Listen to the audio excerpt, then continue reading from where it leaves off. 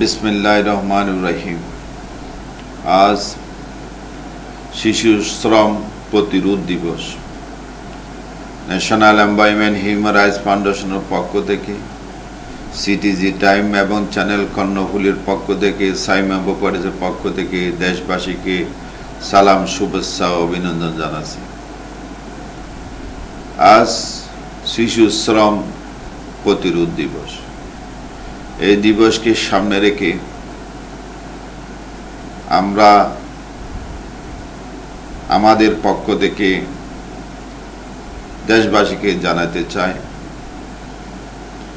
শিশু কেউ ভাগ্য নিয়ে জন্মগ্রহণ করে, কিন্তু জন্মগ্রহণের পর অভাবের কারণে সংসারের হাল ধরার জন্য বাবা বা মা মৃত্যুর পরে তার আর কোনো কেউ না থাকার কারণে অনেক সময় এই শিশুরা শ্রমকে বেছে নেয়, জীবিকার জন্য এই কাজগুলি করে যাচ্ছে। তবে অনেকেই পরিবারে সব থাকার পরও শিশুকে কর্মজীবনে পাঠানো হচ্ছে, স্কুল জীবন পাঠানোর কথা সেখান থেকে স্কুলে না দিয়ে এই যে শিশুদেরকে বিভিন্ন ভারী কাজে লিপ্ত করা হচ্ছে। পরিবারের সচেতনের অভাব, পারিবারিকভাবে যদি শিশু শ্রম বন্ধের জন্য তাগিদ দেওয়া যাইত, তাদেরকে যদি ভর্তুকি দেওয়া যাইত, তাদেরকে যদি বাধা দেওয়া যাইত, তাহলে অনেকাংশে শিশু শ্রম কমে যেত।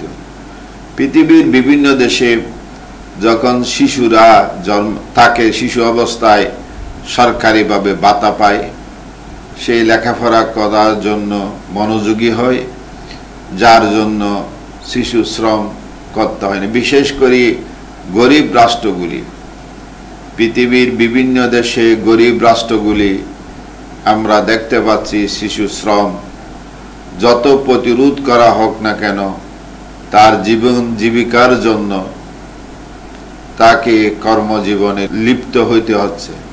তাহলে এর থেকে বাঁচার উপায় কি?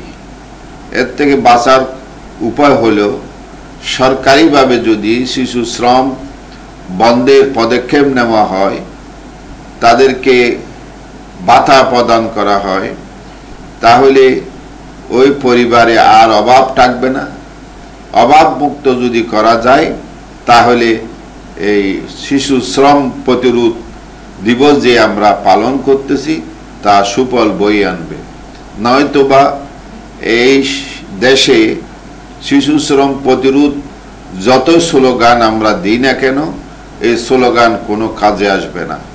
যদি আমরা আসল যেই রূপ আমরা দেখতে পাচ্ছি সেইখানে যদি আমরা এই যে পর্যালোচনা করে পদক্ষেপ নিতে না পারি, তাহলে সেইখান থেকে তো আর ফিরানো যাচ্ছে না। যেমন তার আগে পেটের খিদা নিবারণ করতে হবে, তাহলে লেখাপড়ার মনোযোগী হবে। দেশের যে প্রেক্ষাপট আমরা পরিবর্তন করতে চাচ্ছি, সেই পরিবর্তনশীল করতে হলে আগে মানুষকে অন্ন, বস্ত্র, বাসস্থানের ব্যবস্থা করে। প্রধানমন্ত্রী বাসস্থানের ব্যবস্থা করেছে। চট্টগ্রামকে বিশেষ করে এই যে গৃহহীন যেন না থাকে তার পদক্ষেপ নিয়েছে। আমরা প্রধানমন্ত্রীকে আমাদের ন্যাশনাল এমপ্লয়মেন্ট হিউম্যান রাইটস ফাউন্ডেশনের পক্ষ থেকে ধন্যবাদ জানাচ্ছি। কারণ এইভাবে যদি আমরাও কিছু কিছু উদ্যোগী হই, সব তো রাতারাতি সমাধান করা যাবে না। কিছু কিছু ক্ষেত্রে যদি আমরা উদ্যোগী হই, আস্তে আস্তে অনেক দূর আমরা এগিয়ে যেতে পারবো। তাই আসুন আমরা আজ শিশু শ্রম প্রতিরোধ দিবসে একটি কথা বলি।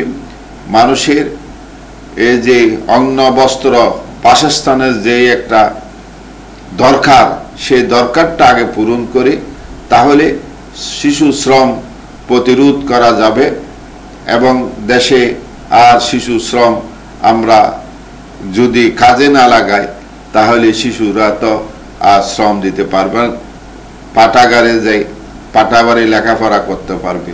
তাই আসুন আমরা শিশুকে স্নেহ করি এবং তাদের অন্ন বস্ত্র বাসস্থানের ব্যবস্থা করি। তাহলে আমরা এই প্রতিরোধটা সেইখানে যদি কাজে লাগাই তাহলে প্রতিরোধ দিবসের সুফল আমরা পাব আশা করি। তাই ন্যাশনাল এমপ্লয়মেন্ট হিউম্যান রাইটস ফাউন্ডেশনের পক্ষ থেকে দেশবাসীকে সালাম শুভেচ্ছা জানাই। আমরা শিশু শ্রম দিবস প্রতিরোধ দিবসকে স্বাগত জানাই। আমার বক্তব্য এখানে শেষ করলাম। আল্লাহ হাফেজ।